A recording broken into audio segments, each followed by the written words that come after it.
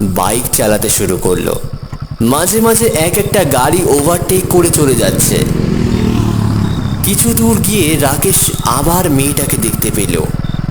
এবার রাস্তার একেবারে মাঝখানে দাঁড়িয়ে সে চিৎকার করে উঠল, এই অর্জুন, সামনে দেখ। অর্জুন জোরে ব্রেক চাপলো, কিন্তু ততক্ষণে বাইকটা মেয়েটার মধ্যে দিয়ে চলে গেল।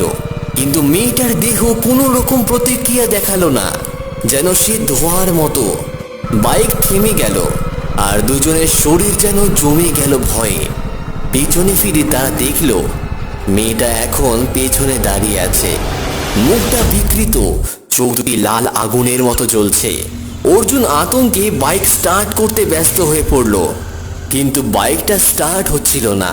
রাকেশ পিছনে তাকিয়ে দেখল মেয়েটা ধীরে ধীরে তাদের দিকে এগিয়ে আসছে, তার পা মাটি থেকে উপরে।